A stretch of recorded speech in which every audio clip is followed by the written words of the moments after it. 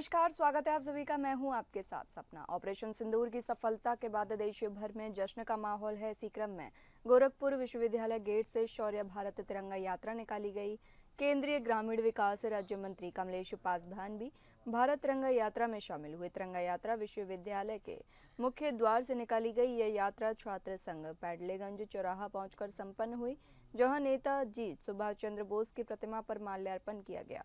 यात्रा में सैकड़ों की संख्या में लोग मौजूद रहे। बीजेपी देश भर में तिरंगा यात्रा अभियान चला रही है। 10 दिनों तक चलने वाली इस राष्ट्रव्यापी यात्रा का मकसद हाल ही में ऑपरेशन सिंदूर की सफलता की उपलब्धियों को नागरिक तक पहुंचाना है। बीजेपी इस कैंपेन के जरिए जनता को यह बता रही है कि ऑपरेशन सिंदूर के तहत भारत ने कैसे अपने नागरिकों को संकट से बाहर निकाला और राष्ट्रीय स्वाभिमान को मजबूत किया है। केंद्रीय ग्रामीण विकास राज्य मंत्री कमलेश पासवान ने ऑपरेशन सिंदूर में शामिल होने वाले वीर सैनिकों, वायुसेना, नौसेना और सभी सुरक्षा बलों को नमन करते हुए कहा कि भारत ने एक बार फिर यह सिद्ध कर दिया है कि यह आतंकवाद के खिलाफ निर्णायक कार्रवाई करने में पूरी तरह सक्षम है।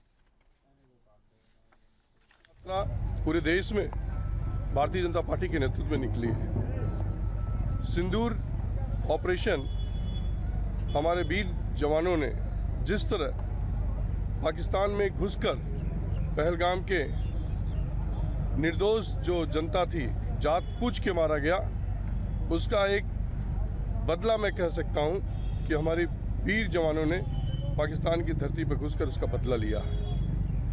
हमारा तिरंगा यात्रा पूरे भारतवर्ष में ये प्रतीक बनेगा कि जो भी भारत के ऊपर आंख दिखाएगा उसकी आंख हम नोच लेने का काम करेंगे, चाहे वो किसी की कोई भी देश हो। ग्रेटर नोएडा में सेना के सम्मान में विशाल तिरंगा यात्रा निकाली गई। बता दें, गौतम बुद्ध नगर जिला प्रभारी मंत्री कुंवर ब्रजेश सिंह तिरंगा यात्रा में शामिल हुए। इस दौरान प्रभारी मंत्री ने कहा कि ऑपरेशन सिंदूर अभी स्थगित हुआ है, खत्म नहीं हुआ है। कश्मीर के पहलगाम में पापी पाकिस्तान के आतंकवादियों ने भारत के निर्दोष 26 नागरिकों की हत्या की थी। देश के प्रधानमंत्री नरेंद्र मोदी के नेतृत्व में ऑपरेशन सिंदूर चलाकर सेना ने इसका मुंह तोड़ जवाब पाकिस्तान को दिया है। ऑपरेशन सिंदूर की सफलता के बाद देश में तिरंगा यात्रा निकाली जा रही है। साथ ही उन्होंने कहा कि भारतीय सैनिकों को अगर देश के आम नागरिकों की जरूरत पड़ी तो हर नागरिक बॉर्डर पर दिखाई देगा। सेना ने पाकिस्तान को मिट्टी में मिलाया है और आगे भी मिलाता रहेगा। पूरा देश सेना के साथ खड़ा हुआ है।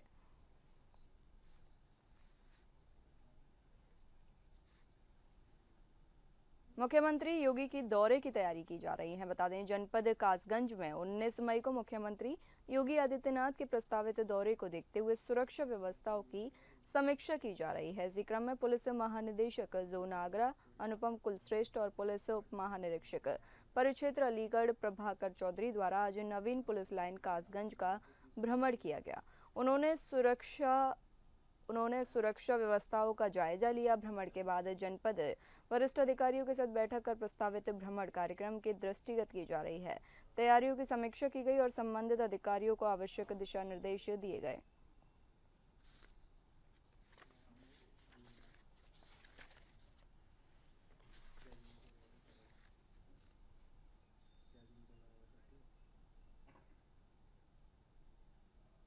सपा सांसद का बेतुका बयान सामने आया है। बता दें, दिशा की बैठक में शामिल होने आए सुल्तानपुर के सांसद राम बुहाल पत्रकारों के सवालों का सीधा उत्तर नहीं दे पाए। तिरंगा यात्रा पर बोले, ये अच्छा काम है। वहीं बीते दिनों बासोली के सपा विधायक ताहिर खान के ऊपर हुए हमले के बाद सपाइयों के खिलाफ ही मामला दर्ज करने के मामले पर उन्होंने कहा कि उन्हें इस घटना की कोई जानकारी नहीं है।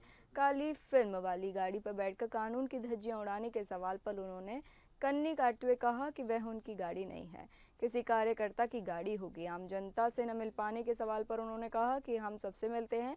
ऐसे ही तमाम सवालों के उत्तर को ना दे पाने वाले सांसद राम भवन निषाद आज दिशा की बैठक में शामिल होने आए थे, जहां बैठक में अन्य मुद्दे भी उनके सामने रखे गए।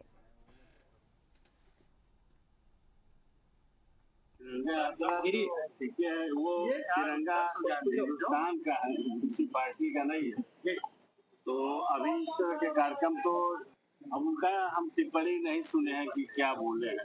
सदन में भी बोले, फिर बोलेंगे हमारी वो गाड़ी नहीं भाई, हाँ हमारे किसी मित्र की होगी। सैयद सालार मसूद गाजी की दरगाह पर लगने वाले मेले को लेकर संशय बरकरार है। जिला प्रशासन द्वारा रोक लगाए जाने के बाद दरगाह इंतजामिया कमेटी ने हाई कोर्ट की शरण ली है, लेकिन कोर्ट में हो रही सुनवाई और लग रही तारीख से प्रबंध समिति में मायूसी छाई हुई है। आज एक बार फिर सुनवाई करते हुए उच्च न्यायालय ने 19 मई की तारीख तय कर दी है। 18 तारीख को सैयद सालार मसूद गाजी की दरगाह पर पहली बारात आनी थी, लेकिन कोर्ट की तरफ से लगी सुनवाई की तारीख से अब मेले पर संकट के बादल मंडराने लगे हैं। इस मामले पर दरगाह इंतजामिया कमेटी के खादिम गिरदावर अजमत उल्लाह ने कहा कि हम कोर्ट की शरण में हैं, जो फैसला आएगा सर्वमान्य होगा। देखिए, हमारा मेला 14 तारीख से शुरू होना था। 18 के मेंढे बारात वाला दिन था, लेकिन इस बार प्रशासन ने रोक लगा दी है। लिहाजा तो हम लोगों ने तय किया कि हाई कोर्ट जाएंगे। हाई कोर्ट में हम लोग गए हुए हैं।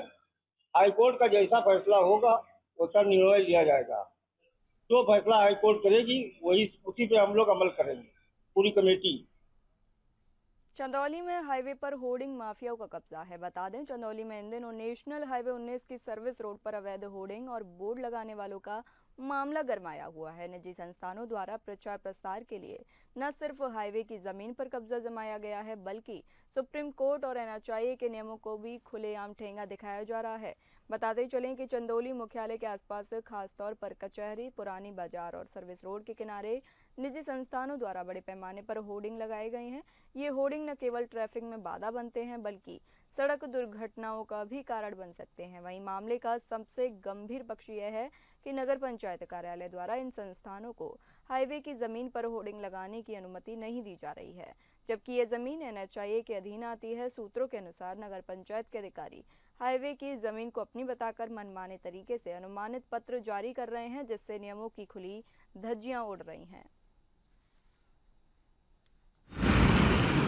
नियम और कानून को ताक पे रखकर अपने हित में कार्य करने की अगर बात आएगी तो उसमें चंदौली जिला सूबे में अव्वल पर रहेगा। ताज़ा मामला सुप्रीम कोर्ट के नियमों के इतर होर्डिंग और बोर्डिंग लगाने का सामने आया, जहां निजी संस्थानों द्वारा अपने संस्थान के प्रचार प्रसार के लिए हाईवे की सर्विस रोड पे होर्डिंग्स और बोर्डिंग लगाकर प्रचार प्रसार का कार्य तेजी से किया जा रहा है। हालांकि मामला जब NHAI विभाग के संज्ञान में आया तो हो हल्ला मचा। सीतापुर में दबंगों ने साधु के भेष में आकर दुकानदार को पीटा। बताते चलें कि सीतापुर में दुकान का कोर्ट से स्टे होने के बावजूद जबरन दुकान खाली करने पहुंचे साधु के भेष में दबंगों ने दुकानदार को पीटा। यह पूरा मामला खैराबाद के बड़ी संगत के बाहर दुकान का है, जहां पर विमलेश तिवारी ने आरोप लगाते हुए बताया कि उसकी दुकान पर कुछ दबंग साधु के भेष में आए, जो बाबा बजरंग मुनि के साथी बताए जा रहे हैं, जिन्होंने दुकान खाली करने के नाम पर मारपीट की, जिसका CCTV भी सामने आया है। पूरा परिवार डरा हुआ है, सहमा हुआ है। परिवार का आरोप है कि दबंग बाबाओं द्वारा दुकान खाली करने की बात कही गई है। इससे पहले 100 रुपये किराया दिया जाता था, लेकिन अब इस समय 1500 रुपये महीने का किराया लिया जाता है।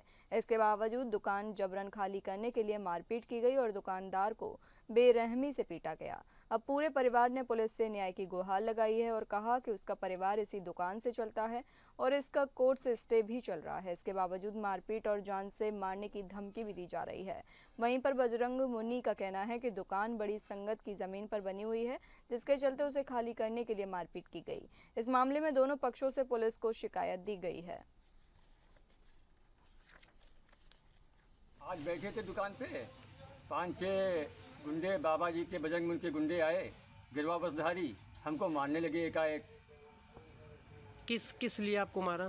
दुकान का स्टे चल रहा है और दुकान खाली करने के दबाव बनाते हैं हमारे ऊपर, तरह तरह की बातें डालते हैं। अच्छा, मतलब मुकदमा विचाराधीन है? विचाराधीन है। उसके बाद भी आपको जबरन मारा? जबरन मारा। क्या चाहते हैं आप? चाहते हैं न्याय मिले हमको, दुकान छोड़ दें, दुकान खाली कर दें।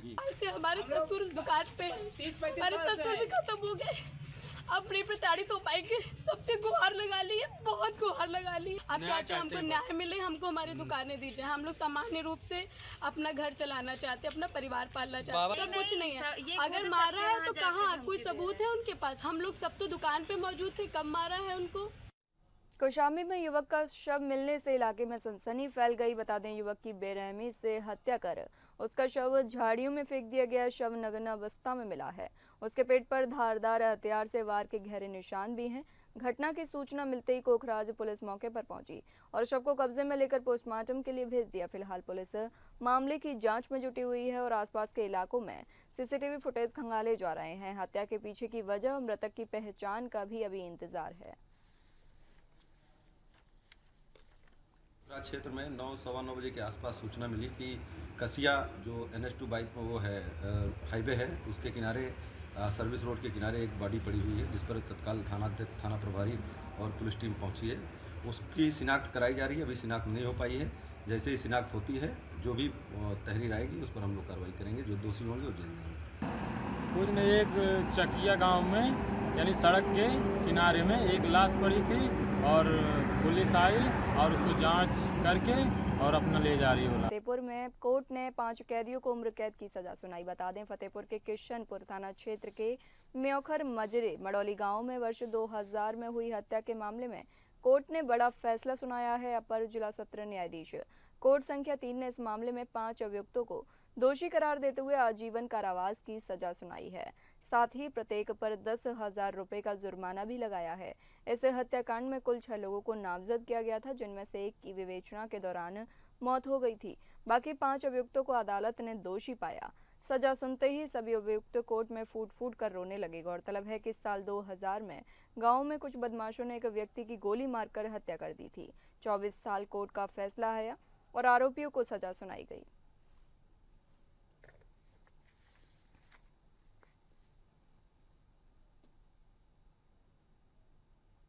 फतेहपुर में गर्भवती महिला ने खुदकुशी की। बताते चलें कि फतेहपुर में घरेलू कलह के चलते गर्भवती महिला ने अपने अबोध बच्चे के साथ फांसी लगाकर आत्महत्या कर ली।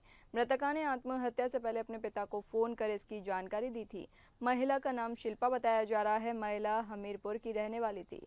महिला की शादी 4 साल पहले फतेहपुर के उदयपाल से हुई थी। पति कामकाज के लिए गुजरात में रहता है।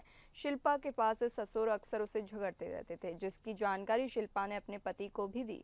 शिल्पा दोपहर में अपने 2 साल के बच्चे को लेकर जंगल में पेड़ से फांसी का फंदा लगाकर अपने बच्चे के साथ खुदकुशी कर ली। दोपहर बाद चरवाहे जंगल की ओर मवेशी लेकर गए तो मां बेटे को साड़ी के फंदे से लटकता हुआ देखकर पुलिस को सूचना दी। पुलिस ने मौके पर पहुंचकर शव को पोस्टमार्टम के लिए भेज दिया है। वहीं वंकेचर थाना प्रभारी ने बताया कि घटना की छानबीन की जा रही है। घरेलू कलह के चलते महिला ने बच्चे के साथ फांसी लगाई है। उसने फांसी लगाने से पहले हमीरपुर अपने मायके में पिता को फोन कर बताया कि मैं फांसी लगाकर मरने जा रही हूँ, कफन लेते आइए। पुलिस मृतक के पिता की तहरीर पर ससुराल वालों के खिलाफ मामला दर्ज कर रही है।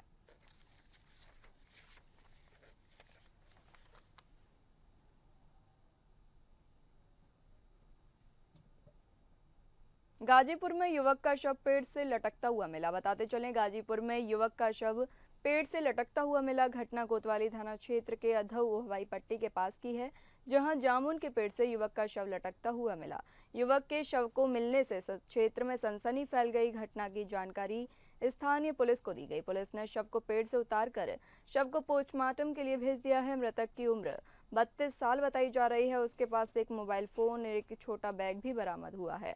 मृतक की पहचान सीतापुर जिले के शिवपुरवा निवासी कोविद कुमार पुत्र चंद्रिका कुमार के रूप में हुई है। प्रारंभिक जांच में मामला आत्महत्या का प्रतीत हो रहा है। पुलिस हर पहलू पर मामले की जांच कर रही है।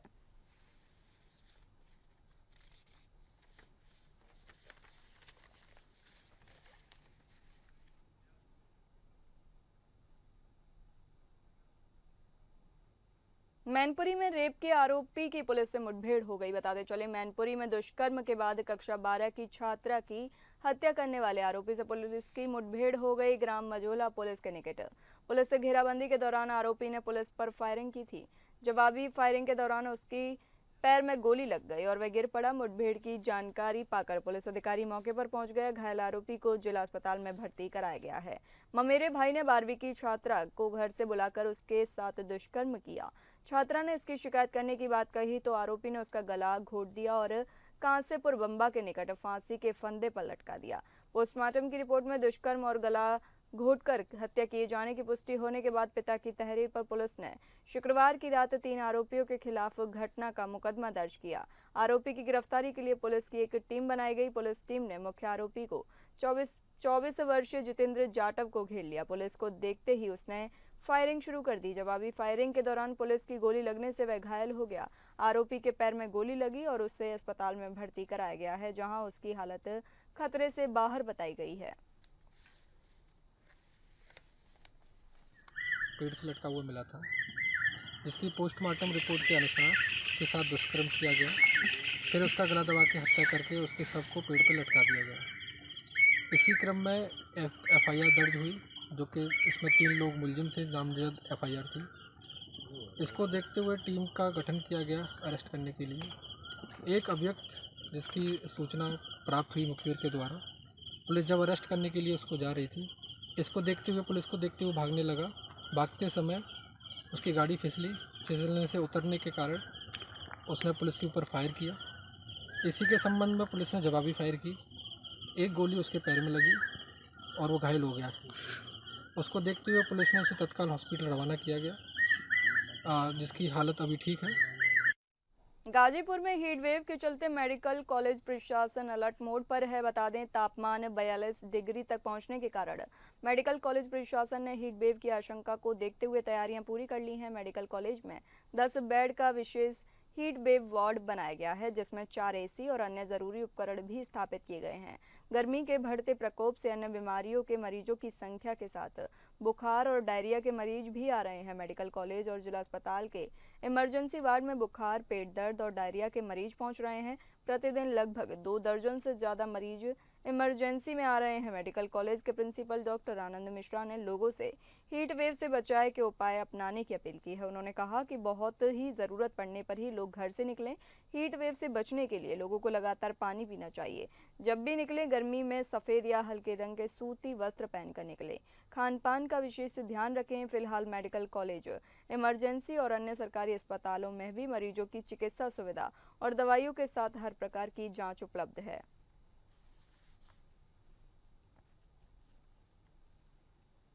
और साथ ही साथ कम भी हो जा रही है। मौसम का इतना बड़ा प्रकोप नहीं आया है और अभी तक हीट वेव का या हीट वेव से कोई भी मरीज नहीं आया है। हीट वेव से बीमार होकर कोई मरीज हमारे तक पहुंचा नहीं है। स्थिति सब नियंत्रण में है। और लेकिन अगर कोई ऐसी स्थिति आती है तो हमारे पास 10 बेड का वार्ड रेडी है, जो कि पूरी तरह से उसमें AC लगे हुए हैं। और इसके अलावा अगर जरूरत पड़ेगी तो हम और बेड भी अवेलेबल करा देंगे। AC वाले वार्ड ही रहेंगे और दवाइयां पर्याप्त मात्रा में हैं। हर तरह से हम लोग पूरी तरह से लेस हैं। अभी वर्तमान समय किस तरह के मरीज ज्यादातर आपके यहाँ? अभी तो बुखार के, क्योंकि गर्मी थोड़ी सी बढ़ रही है तो डायरिया के मरीज आ रहे हैं, लेकिन उनका इलाज प्रॉपरली चल रहा है, कोई दिक्कत नहीं आ रही है। फिलहाल इस बुलेटिन में इतना ही। नमस्कार।